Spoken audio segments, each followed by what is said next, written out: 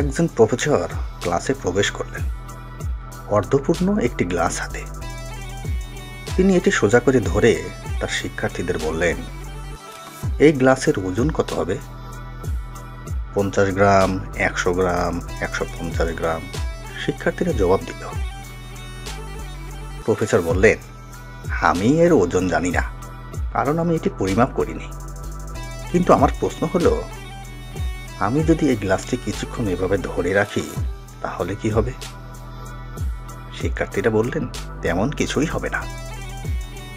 আচ্ছা, তাহলে আমি যদি এটা কয়েক ঘন্টা এভাবে ধরে রাখি তাহলে কি হবে?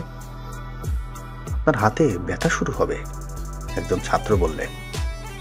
ঠিক আছে, তাহলে আমি যদি এটাকে একদিন এভাবে ধরে রাখি তাহলে? আরেকজন বললেন, আপনার হাত অসাড় হতে পারে, আপনার পেশিগুলো কাজ করবে না এবং আপনি প্যারালাইজডও হয়ে যেতে পারেন এবং নিশ্চিত হাসপাতালে ভর্তি হবেন। শিক্ষার্থীরা একটু মজা পেতে শুরু করলো, কেউ কেউ হাসলো। প্রফেসর বললেন, খুব ভালো, কিন্তু এই সময়ের মধ্যে কি এর ভর বা উপাদানের কোনো পরিবর্তন হবে? উত্তর আসলো না। আচ্ছা, তাহলে সময় বাড়ার সাথে সাথে কেন আমার স্বাস্থ্যের অবনতি হবে?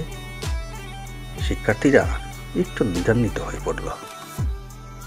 আচ্ছা, আমি যদি ব্যথা কমাতে চাই তাহলে আমাকে কি করতে হবে? একজন শিক্ষার্থী বলল, গ্লাসটাকে নামিয়ে রেখে দিতে হবে।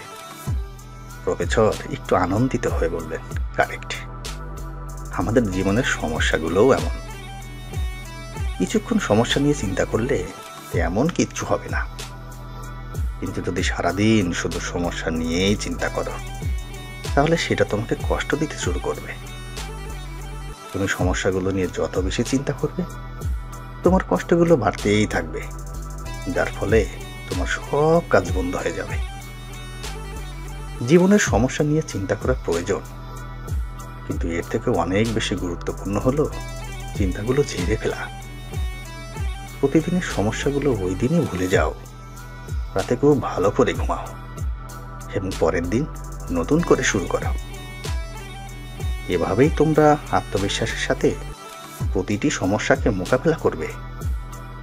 দেখবে তোমাদের সামনে যতই চ্যালেঞ্জ আসুক না কেন, তুমিই জয়ী হবে। বন্ধুরা, ভিডিওটি ভালো লাগলে একটু লাইক, কমেন্ট এবং শেয়ার করবেন।